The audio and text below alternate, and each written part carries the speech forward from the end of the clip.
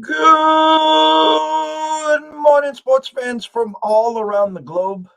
I am your host, Jeff Dawson, East Coast Sports Investors, and this is your breakfast bankroll for Sunday, January 23rd, 2022.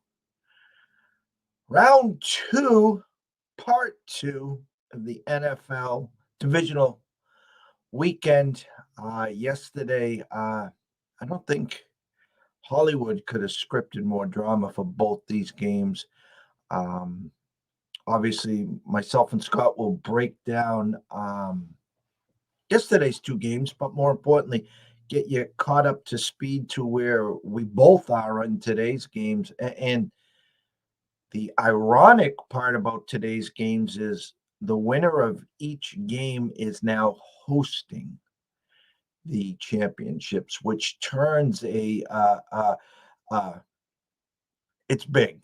It's real big. I mean, you look at the Rams and you look at Tampa, and the winner thought, "Oh dear, we got to go to the frozen tundra." And I talked at length last week about this on our shows. An ECSI VIP. We took a stand last night, yesterday before the kickoff on the Bengals game. Uh, and I had a lot of people reaching out to me after the Bengals upset the Titans, and they're like, "Hey, can you get me a live line? Can you get me a live line in the Super Bowl?" And I'm like, "Let me guess, you wanted the Bills, right?" They're like, "Yeah, yeah." And I'm like, "You missed your boat. You had to take your stand on the Chiefs or the Bills before that kickoff. The Chiefs are plus 400. The Bills are plus 450. Now with the win and host, I mean, that line is going to be cut in half at least. But Buffalo would be minus 5.5, and Kansas City would be minus 6. But a lot to talk about and a lot to get you ready for. So without further ado, the man from the Palm Tree State, my co-host here, the one, the only, Mr. Scott E. Webb. Morning, Scott. Morning, Jeff. How are you today? I have mixed emotions. I mean, it was a long day in our world for the VIPs. We went 2-3, 2-2 in college hoops, and we took a swing with the Titans -3 first half. They were 4-point favorites for the game, and they were -3 in the first half. Um, right side, probably not. Obviously, it didn't cash. Opportunities, and again, you win the toss and your first play, you turn it over. We talk about you got to win the turnover battle. Well, when you win the toss, receive the ball, and your first play is a turnover, and you're already gifting them 3 points. It's not starting well. A lot of stuff on my mind, but I'm going to flip it to you so you can take the stage, and you can talk whatever game you want first. I mean, we're going to review both games kind of quickly because we got two pretty damn big games on the board today. So. All right. So, just in a review, I guess, of yesterday, I was on Tennessee, so I lost that game. I was on San Francisco, so I won that game. But it's how do I say this the right way? Watching these two games was not like you watch the greatest football in the world. Both games, all four teams did not play well. Now, I will say that certain aspects of certain games were better than others. I mean, the defenses in the Green Bay and San Francisco game, those were great efforts by both teams.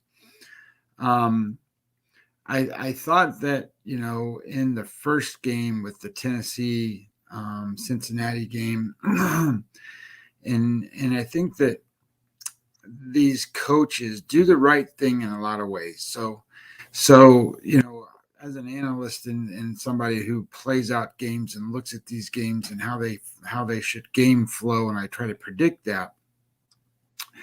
One of the things that you find is that some coaches, and I'm learning now that Mike Vrabel's one of those guys, doesn't care what the other team's inefficiencies are. He's going to game plan based on his team's strengths. And then he's going to go try to exploit those strengths and then be better than the other team because his team's strengths are what they are. So that showed itself in that game yesterday. Now, Ryan Tannehill wasn't very good. I get that. But the idea is that he was going to pound the ball and he was going to run the ball and he was going to make sure that in the fourth quarter that his team was going to have some success because the other team was going to be beat up and wore down and all that stuff. And his defense was going to keep him in the game. Now, having said that, if we would have all have understood that that was going to be the game plan, and we would have bet under. And, you know, we sit here and talk about how the weather didn't impact the games in terms of wind and rain. But I will tell you that watching the 49ers get started yesterday, the receivers, they were cold. They were whatever they were. Balls were thrown right to them, and they missed them, and they missed big plays, especially early in the game. You know, they're down 7-0, and then Garoppolo hits Kittle right over the middle, nobody there, and he's sprinting down the field, and he drops the pass. Nobody behind them. Now, I'm sure that the guy that's covering Kittle probably was a guy that could have caught him, towards the end of before he got a touchdown. But it still would have been a huge play, and it still would have put them in scoring position right away. So then the numbers are askew for Jimmy G the rest of the game because he's got to figure out, okay, I'm 0 for 5, I'm 0 for 6, or whatever it was to start the game, and get his numbers back in, and it kind of skews what really happened versus what did happen. So I think that I looked at those games and looking back now, trying to really weigh out what the weather impact was, and then some of the interesting situations that happened. I think that, yes, turnovers are a huge issue, especially in the playoff games. And if you're going to predict who's going to make them, I think San Francisco would have been a choice that you're going to predict what's going to make them with Jimmy G. And I don't know that you would have if you would have told me that Tannehill was going to throw 3 interceptions. I don't think I would have gone there. So certain things are, play out the way they do.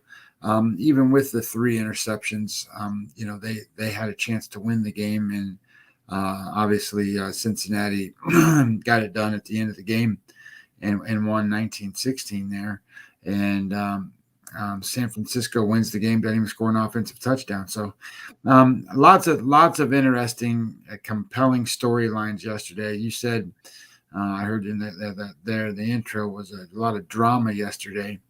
And for games that were not played that well, and for things that went on throughout the game, I thought there was a lot of drama.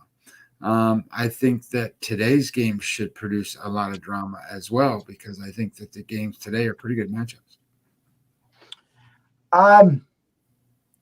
My thoughts in a nutshell. You look at this Cincinnati team, they check a lot of boxes. They're obviously, ahead of schedule. When you broke down that game, they had the quarterback edge, obviously. As a team, they had the wide receiver edge. I've been talking to Lucky since these playoffs started. It was funny. Actually, it was before the playoffs started. He was talking about Carlson for the Raiders and what a good young kicker he is. And then I says, well, don't forget the Bengals kicker. And that's kind of been our joke. The kid is just nails. And when he drafted him, everyone's like, what are you drafting a kicker for? And the kid's been the MVP for them in the playoffs. But where I was disappointed was that when you compare Joe Burrow to Tannehill, edge Burrow, but when you add Burrow to the Bengals coach and Tannehill to Vrabel as a combo package, I'll take Tennessee all day. They've been there. Vrabel's going to be the coach of the year. Home field, uh, um, bye week. The return of Henry. I said this on the timeline. We went back and forth. Listen, I have these glasses, and I said, I swear they're for show half the time because I'm still blind. Dunta Foreman looked way better than Henry did. Nothing against Henry. Obviously, he most likely shouldn't have been playing. But the holes, the running, the bursts. Why weren't you leaning on Foreman in the fourth quarter? I know Henry for short yardage and short yardage. Oh Jesus, hell of some plays there, Mr. Vrabel, and even Shanahan on fourth and goal. You had 3rd and 1, and then Tannehill fakes the dive and keeps it himself. So then on 4th and 1, they bunch it all up and they hand it to him, and he can't score. Just like their first touchdown, spread him out, wildcat, Tannehill out, and there's a wide receiver. Henry walks in. Then they go for 2 after the penalty, and what do? They bunch into the box and they try to run him.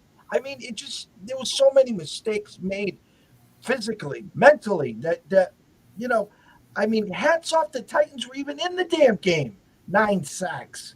I mean, if it wasn't for that front, they would have got blown off the field.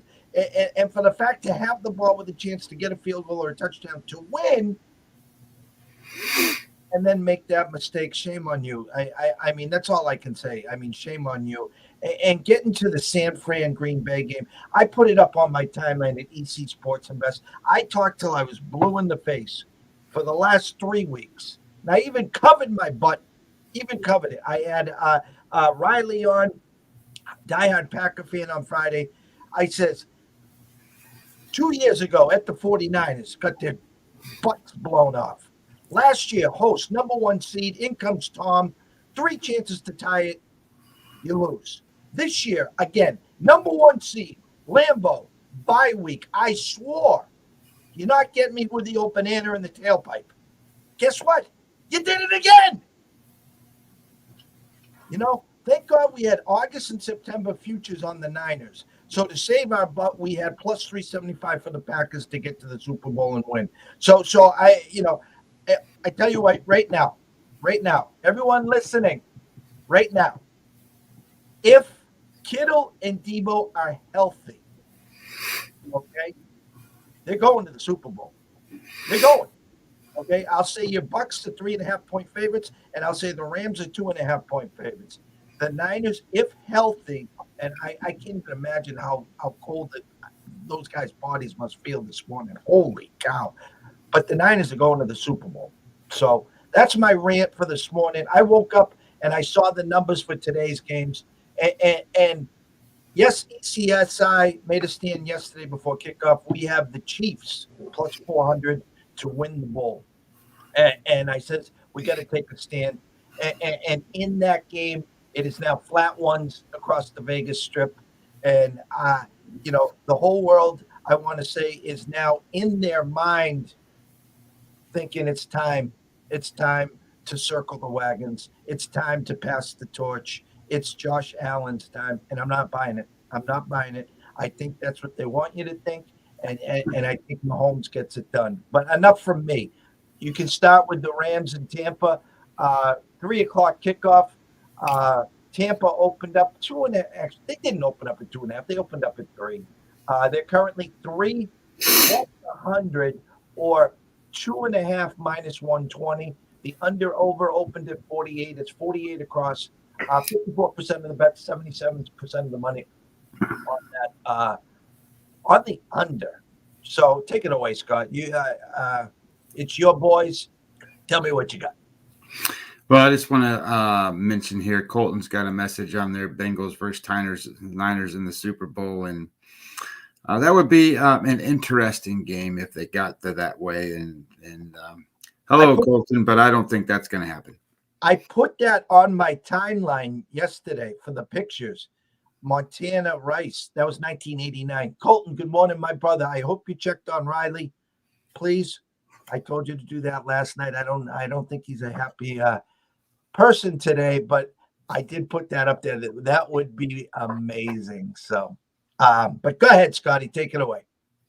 All right. So I think the theme of this game is Tampa Bay's lost all these players and all these guys are injured. And since the last time they've played, and that the Rams have picked up, OBJ, and they've got Von Miller now, and so the Rams are better than the Bucks. That's the theme that I have are continuously seeing and continuously reading about and continuously having to try to analyze. So a couple of things. The only player that the Bucks are not going to have on the field today that is, quote, one of the guys missing is the wide receiver Godwin, and Antonio Brown's not going to play, but he didn't play in the last game that they played. So I think that that's a false narrative there. Jensen and Wirfs, the two Pro Bowl offensive linemen for the Bucks, they're going to play, and I will say things this way as best I can. We talked a little bit about Jimmy G and his thumb and his shoulder, and he wasn't going to be healthy and all that stuff. I don't think he had any ill effects throwing the football. He threw the where he needed to go. The balls were on target the way he throws the football. Sure, he can make crazy ass throws, and he can throw off his back foot, and he can leave balls up there. But NFL coaches are not going to play players that can't play. So that's why Whitworth is not playing for the Rams today. When it comes to the injury front, though, I will tell you that the Rams are in worse shape than what the Bucks are today, and I don't think people are looking at that. I get it that Godwin's not there, and that makes the wide receiver core that way for Tampa Bay. But it's been that way now since he's been out, and it's been worse than that at other points in time. So I say that because Whitworth is out for he's their best offensive lineman. He's the left tackle. He's not going to play. The other players that are out for the Rams are both safeties. They got their one safety back last week, and he's out this week with concussion protocol, so he's not going to play. And so their backups are going to play at safety, and one of them will be Eric Weddle, which we talked about last week, who was signed off the retirement heap from 2 years ago. Hasn't played an NFL game until last week, and he played, I think, 13 snaps. So that's a little different scenario, though, when you're facing the Bucks, because it's not that the Bucks are the best team in the world. That's not what I'm suggesting, but they have a talented quarterback, and they have somebody that can take advantage of safeties. Tight ends take advantage of safeties, and slot receivers take advantage of safeties, and they have those players. So that's a big deal. And the other big deal is I'm trying to look at my notes to catch his name, and I might catch it in a minute. But they have a linebacker who's not going to play, and he's a significant piece to their puzzle. So they're minus safeties on the defensive backside of the linebacker, and they're minus the left tackle. The Bucks are minus the wide receiver, and he's been out, so that's not a big deal. So I would tell you that all that narrative about the Bucks being a worse team than they were, and there being a team that's not healthy. At this point, most all these teams are banged up. So banged up is different than being not healthy. So I will tell you this. the Bucks are in the much better shape today than they were 2 weeks ago, than they were 3 weeks ago, and than they were 4 weeks ago. I try to tell everybody all week Fournette's going to play, and he is going to play today, and that matters. And that matters because Fournette is the number 6 back running back out of the backfield and return in terms of receiving passes and receiving yards. And that's an area where the Rams fall short, is covering the wideouts, or not wideouts, but covering running backs out of the backfield. So that's an edge there. So here's kind of how I'm looking at this game. I think that neither team's going to be able to run the ball very well. In fact, most teams don't even try to run the ball on the Bucks anymore. They have the fewest rushing attempts of all defenses this year against them, and they have the most passing attempts against them. And you might think, okay, well, that's because they're ahead and they're running out the games at the end. And that's not true, because it happens in the first half the same way.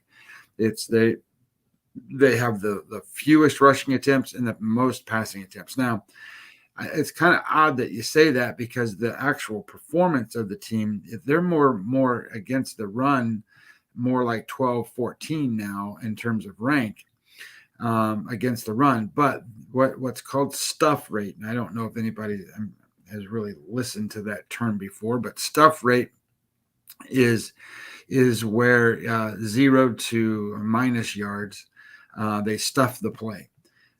They lead the league in stuff rate.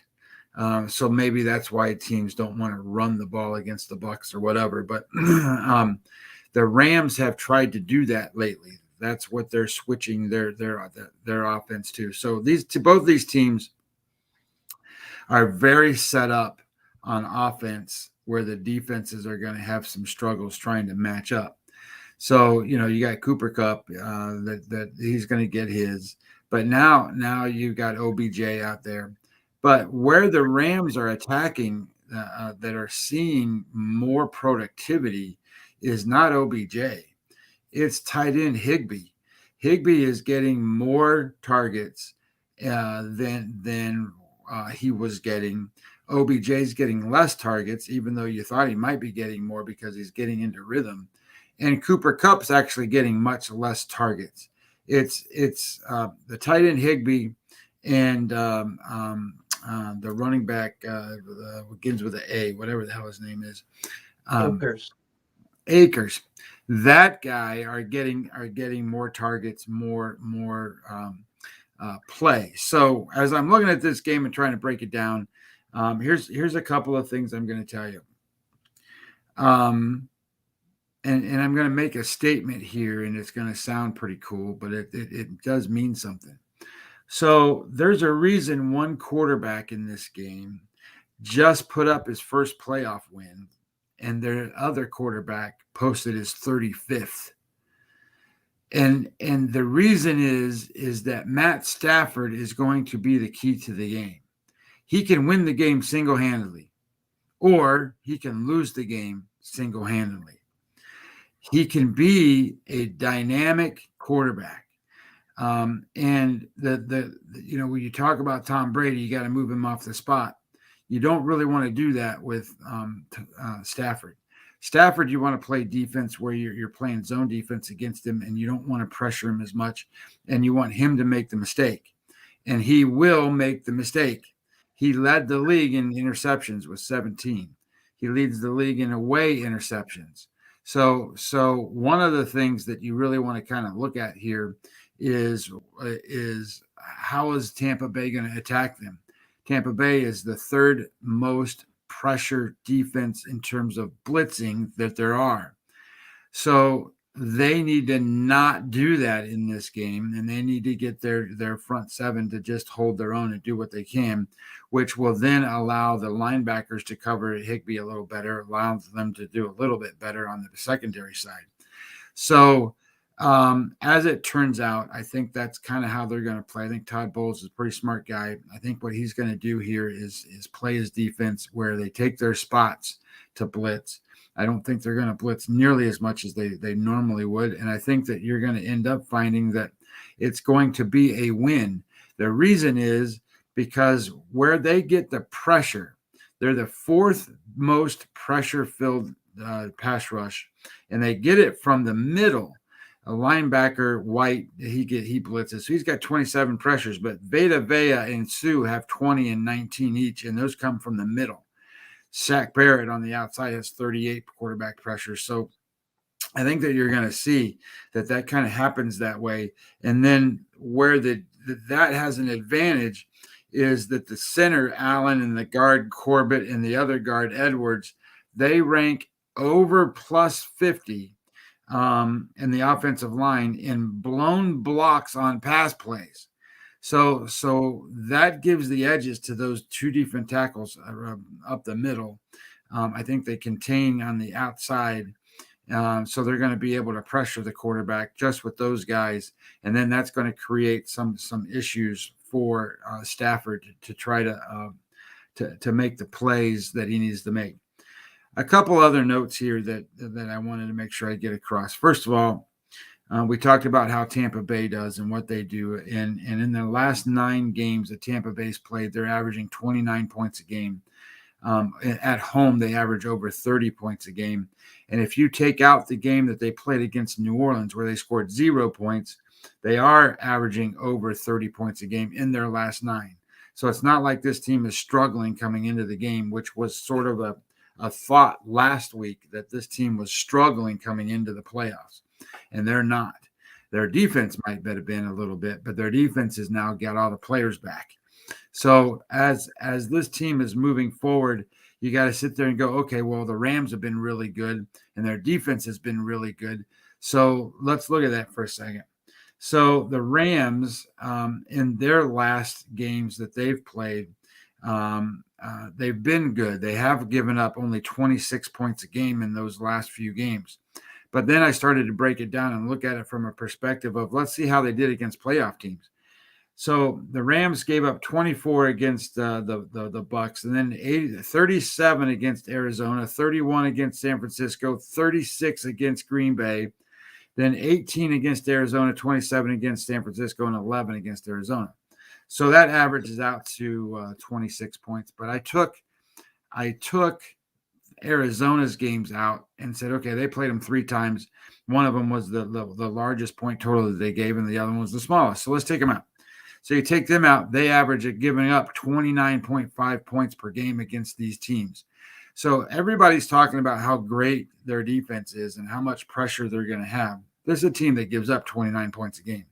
It's also a team that since week 10, they are the 10th EPA ranked team, which you would think, holy cow, that doesn't make sense. But it's also, they rank below the Eagles, the Cowboys, the San Francisco Giants, or the San Francisco 49ers, Green Bay, and Tampa Bay in the NFC. So it's not a team that you're going to come in here and tell me that is the best team since sliced bread, because what you have seen is recency bias and the star power that the names go flying around. So I'm going to tell you that I like Tampa Bay at home. I do think that this is a game that's nowhere close to a slam dunk for either team. I think that the matchups are favorable enough for Tampa Bay that they're going to create the turnover that they need to have. Tom's not going to turn the ball over. I don't like the coaching matchup with McVay and Arians. I think McVay is a much better coach. But all that being said, I do think that the injury report for the Rams is a problem. I think that Fournette being back, combine him with Bernard out of the backfield, they're going to be able to move the ball. Now I will tell you this: the secondary for the Rams should match up pretty good to the wide receivers that Tampa Bay is going to put out there. But the Tampa Bay is using tight ends and wide receivers right now to move the football. So I'm liking Tampa Bay in this game. I'm taking Tampa Bay minus the 2.5. I am not going to play this game over, even though I think that it's probably going to go over. I'm just concerned that not that yesterday's games were a precursor because it was cold in those games. It's not going to be cold here compared to there. It's going to be cold compared to what I'm used to. I mean, it's 55 degrees or something like that today. But that's not 10 degrees. So that's my take. I like the Bucks today. I like the Bucks minus the 2.5. I think Tom Brady's going to do well. I think this is it for him, by the way. I think if they lose, he's done. He's not coming back next year. I think if they win and he goes to the Super Bowl, whatever, if they lose the next game, whatever it is, I think this is it. That's the last year for Tom. Last week, all the favorites come running home, but the Niners. You wake up Monday morning and you take a look at the board, and then you're just saying, well, who's the dog? Who's the dog that's going to come through this weekend? Everyone circled the Rams. Everyone's got the Bills. And what happened yesterday, no one's got the Bengals, and, not a lot of people have the 49ers. But I want to point out something to you, and I want your thoughts before we go to the next game. I think this is glaring, and I know we talk about it week to week. I'm not a strength of schedule guy, so meaning that's not the end-all, be-all. But I want to point something out, Scott. 49ers, actually, let's backtrack. Dallas, home division champs in the NFC least, beaten up on tomato cans, gone. Titans, AFC North. Now, with that said, number 1 seed. Colts are decent. Texans are awful. And who am I missing over there? Oh, the Jaguars. They're awful. Okay. The 49ers and the Rams, in my eyes, played in the toughest division of football, and I don't even think that's a debate. Now you got Tampa, Tom, rings galore, defending Super Bowl champs at home, division champs. Who's in their division? Carolina, awful. Falcons, awful.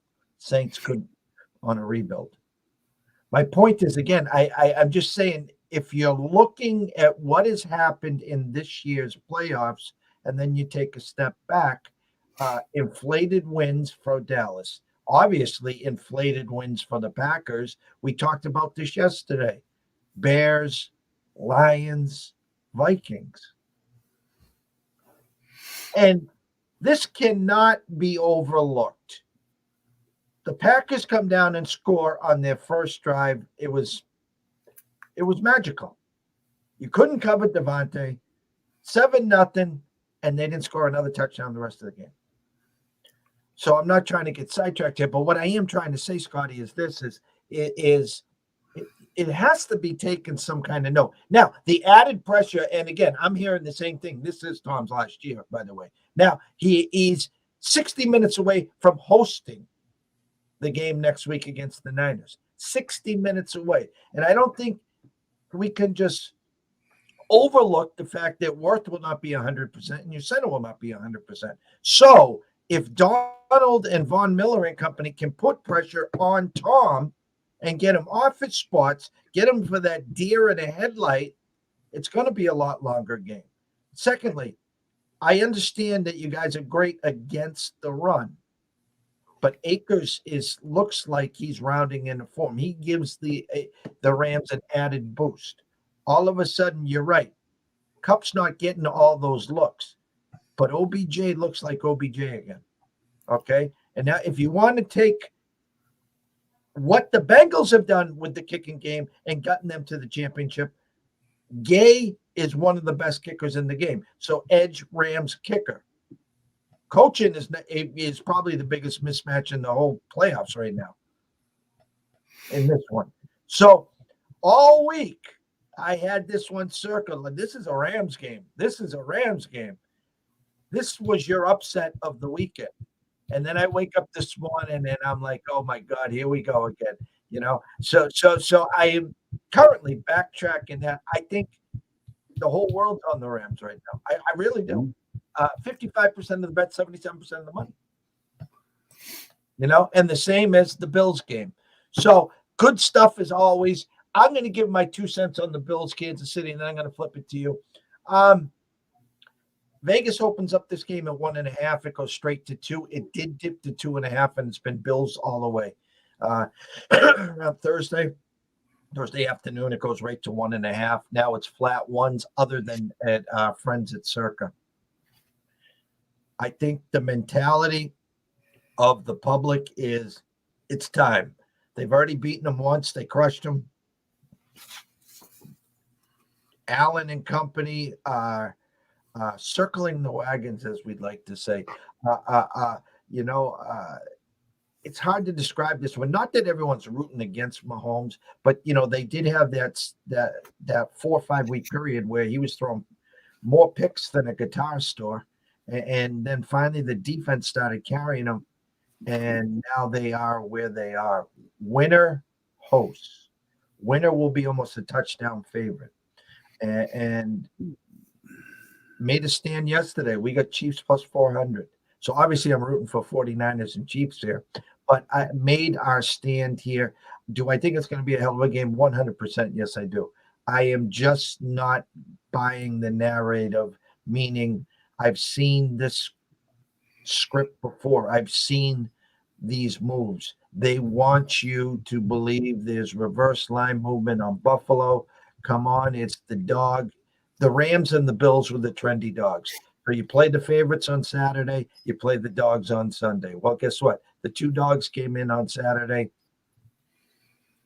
Are the 2 favorites coming in on Sunday? Take it away. All right. So you brought up strength of schedule. So let me just give you where they rank on strength of schedule. San Francisco 49ers played the toughest schedule in all of football, number 1. The Rams are number 7, and the Tampa Bay Bucks are number 14. Now, 14 is right there in the middle. I mean, that's not terrible, but compared to where, say, Cincinnati's 27, Tennessee's 24, those teams are getting a lot of breaks because of their records and things like that in the past. So, and plus the conferences that they play in. Where Tampa Bay, being the Super Bowl champion, they're throwing everybody else out there that they can put out there to play them, other than the teams that are in their division. So I get that. And like Green Bay, their strength of schedule is 11th, and that's because they have to go play the 49ers and play other teams like that during the season, as opposed to just playing the Bears and whoever else they got to play. So it's about as best as what the NFL can do based on the way the NFL's schedule thing works. You play your division, and then you play another division outside of yours, and then there's like 3 or 4 other games. Then those 3 or 4 other games are how they try to balance the schedule, so that the teams that are really good have to play the teams that are really good, and the teams that are really bad can play those teams, so that the advantages on the schedule kind of show up. But there's only so much you can control in that type of an environment when you're playing, teams that are the Detroit Lions and the Chicago Bears, or the Carolina Panthers and the Falcons. You know what I'm saying? So that's kind of about as best they can do, I think. And when you're in a team conference where you're playing everybody's good, that's how San Francisco rates number 1. All right. Anyway, that being said, this game is an interesting game for me too.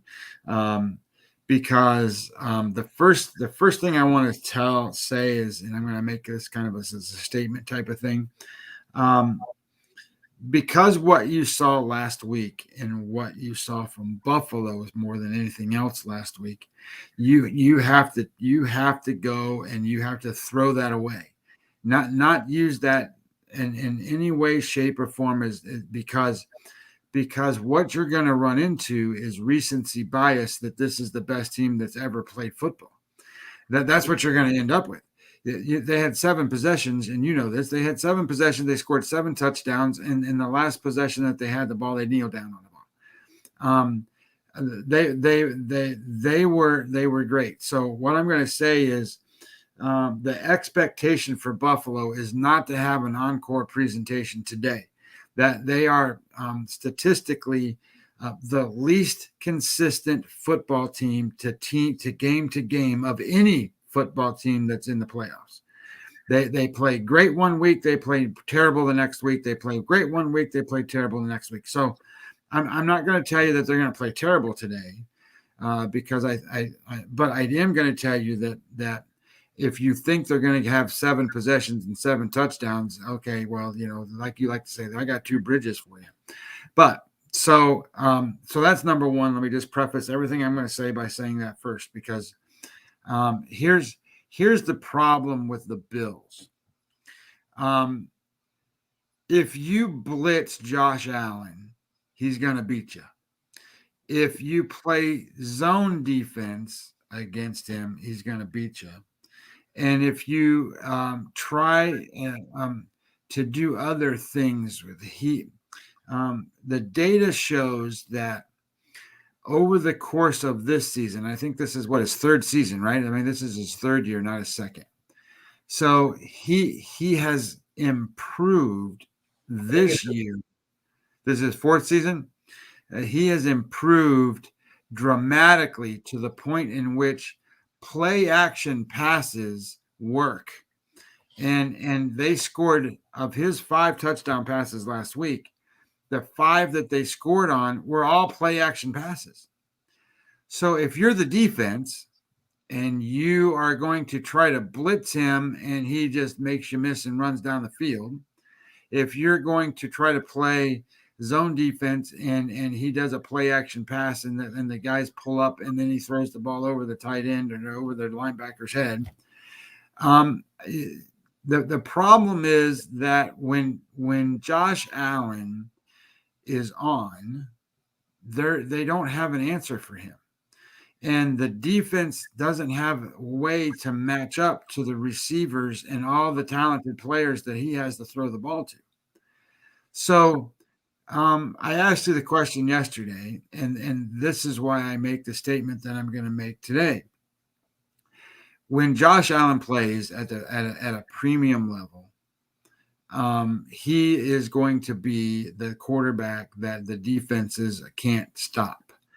It's going to be a matter of if he stops himself and where he throws the football and if he makes the proper reads and all that stuff. So they don't match up. And if you flip the script and you go, hey, Mahomes, holy shit, Mahomes is really good. And he is. I'm not saying he's not a great quarterback. He is.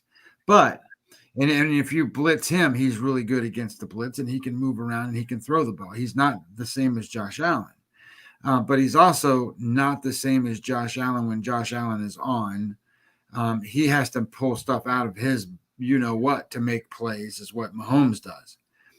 But Buffalo, even though that Kansas City has Hill and they have the tight end Kelsey and they have, everybody knows their names, Buffalo matches up.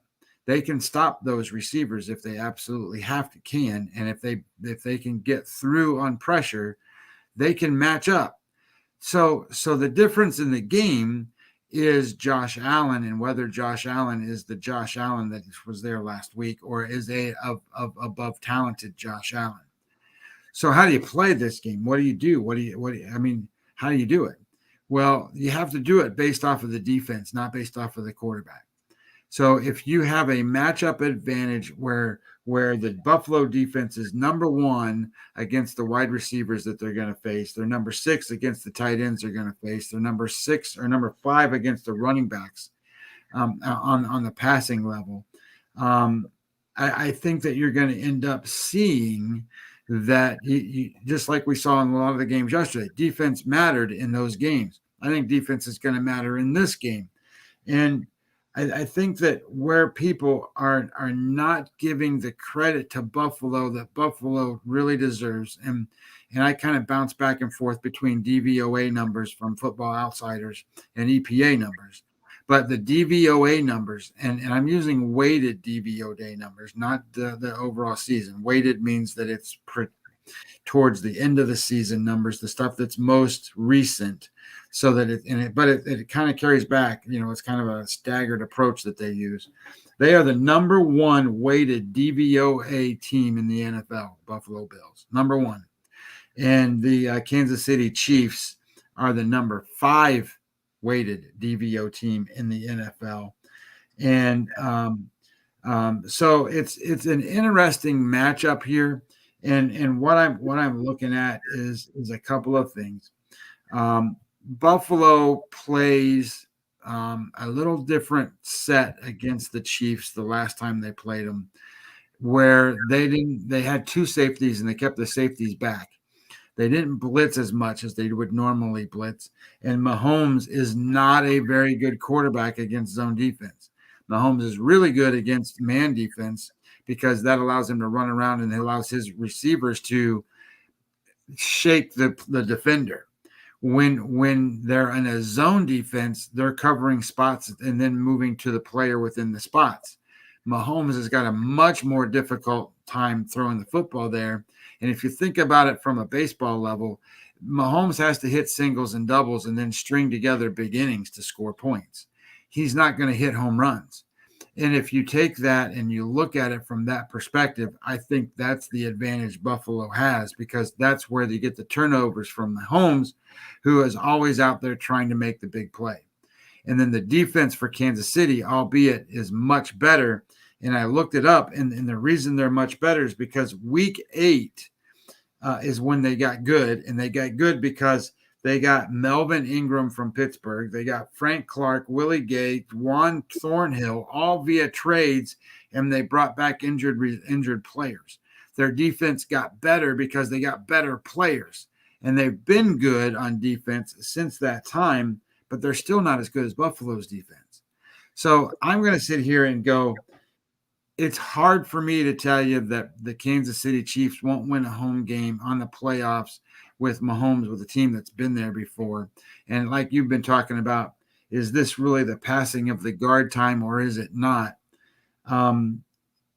I have to play it a different way. I'm not going to predict whether it's going to be that time frame or not. I'm going to go with what the numbers tell me, and I'm going to go with Buffalo, and I'm going to take the points and have Buffalo win the game. I think that's, again, I just personally think that's the mindset that everyone is taking coming into the weekend. Is the fact of the matter was everyone was playing Tennessee for the most part. Everyone was playing the Packers, and then they got to Sunday because last week the favorites were 5-1, so now you would have had a 7-1, and you got to grab a couple dogs. And I think the Rams and the Bills is just, again, the Rams, can they win? 1,000,000%. 1 million. I was backing them for all week. Because I that statement, putting lipstick on a pig. And I know this is apples and oranges here, Scotty. Okay. I know Wirtz is playing. I know Reynolds is playing. Okay. They're not 100%. It's all it's going to take is one tweak of Wirtz and Reynolds gets hurt. And now you're out your center and your right tackle. Come on. Tom can't move like that. And the emergence of Akers, the emergence of OBJ, McVay versus Arians, Gay at kicking. I mean, the list is endless. I mean, there's no Antonio Brown. There's no Godwin. And you guys are just plug and play at this point. Yes, Fournette's back. But after yesterday's loss, it's just now, I don't want to say added pressure because it's not added pressure. There was always pressure there. But Tom knows they're 60 minutes away from hosting again. Okay? Here's a funny. The Rams are 60 minutes away from hosting the championship and another 60 minutes away from hosting the Super Bowl. Back-to-back years, that could happen. Tampa hosted last year, and this year's Super Bowl's at SoFi. So there's some more pressure over there. And for this Buffalo-Kansas City game, and it's kind of comical, that number will not get off of 54. It won't get off of 54, okay? So it's a 1-point favorite. So initially, 28-27, but I think it's going to be a slow start, and I think it's going to be one of those who has the ball last. You talked about zone versus man to man. So Kels should have a big day. He'll find those creases. Will Tyreek get into those open spaces? I liked what I saw from McKinnon last week. He was really getting to the corner. Haven't got a report if CEH is in. Both games are coin tosses. They are. And if you read the market the way I've been trained and the way I read the market, I'm just saying this out loud. I think the world's on Buffalo and the world's on the Rams. That's all I'm going to say. And we bought our plus 400 on the Chiefs yesterday to get to the Super Bowl and win. I can easily see Buffalo winning this game and hosting and beating the Bengals. And as Colton said, as I said yesterday, 1989. Wouldn't it be something, though? Bengals versus the Niners.